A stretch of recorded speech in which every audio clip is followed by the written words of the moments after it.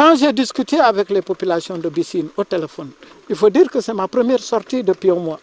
J'étais fatigué par les voyages entre Dakar et Ziguinchor avec cette lutte contre la Covid-19. Donc c'est ma première sortie. Aujourd'hui, j'ai dit, je vais à Bissine. J'ai appelé le maire pour comprendre un peu qu'est-ce qui est fait, qu'est-ce qui est en train d'être fait. Et là, c'est l'occasion pour remercier le gouverneur. Parce que j'ai compris qu'on a vraiment un gouverneur qui se bat pour Ziguinchor. Il représente dignement le président Macky Sall, qui fait un travail de coordination et de pilotage dans tous les domaines. Et c'est ça aujourd'hui qui a permis aux populations de Bissine de s'installer.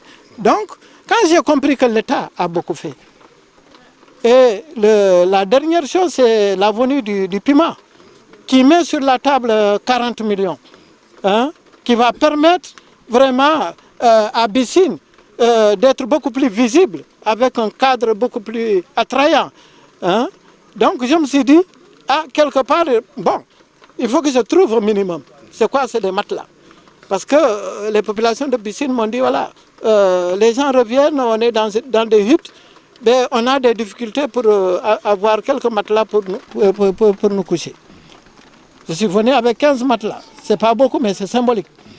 J'ai aussi approché mes amis des entreprises avec qui on a beaucoup aidé les populations de Casamance. Parce qu'avant que je sois député, le dernier projet que j'ai lancé, c'était un peu la filière papaye. Et cette filière papaye, sur 59 hectares, dans chaque hectare, on a mis un système d'irrigation solaire. Et ce sont ces entreprises-là, Sud Solar et Bonne Énergie, qui ont installé tous les systèmes solaires dans les 59 hectares, qui aujourd'hui font la fierté des populations de la Casamance dans le domaine de l'agriculture. Donc je les ai dit, je vais aller à Bissine. Ce sont nos parents. Ils ont pris l'engagement de repartir. C'est un exemple qu'il faut démultiplier et vulgariser en Casamance. Ce que Bissine a fait, tous les autres villages doivent s'inspirer. Parce que c'est ça qui va pousser les maires des communes, qui va pousser les gouverneurs et toute l'administration territoriale et tout le gouvernement, y compris le président de la République, à dire que ça c'est une affaire sérieuse. Parce que les gens sont bien organisés, sont engagés, sont debout comme un seul homme et ont des ambitions.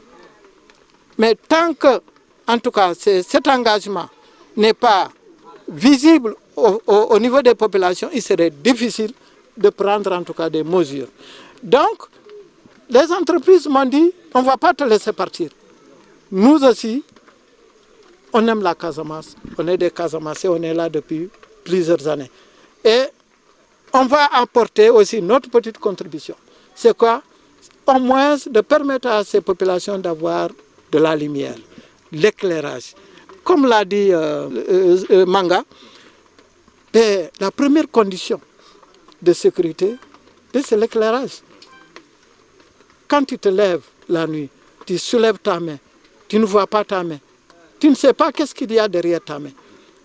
Est-ce qu'aujourd'hui, vu le contexte actuel, Bissine, au milieu de cette forêt, il n'y a aucune possibilité d'avoir de la lumière, aucune possibilité de charger des portables.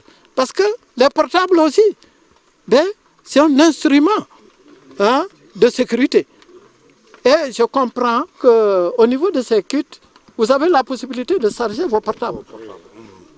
Donc, à partir d'aujourd'hui, vous allez charger vos portables ici, tout de suite et maintenant. Et vous pourrez appeler monsieur le maire, vous pouvez appeler les agents de sécurité et de défense. Heureusement, vous avez une très bonne base ici. C'est vous qui l'avez dit. Vous avez remercié l'accident qui est là. Je pense que ces aspects-là, c'est sur ça qu'on doit beaucoup travailler. Et moi, ma venue, je me suis dit, il faut avoir un minimum d'éclairage. Donc c'est ça qui va vous permettre aujourd'hui. Et accéder à l'information au monde.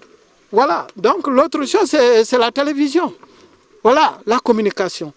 C'est le troisième pouvoir. Hein? Donc vous devez vous informer.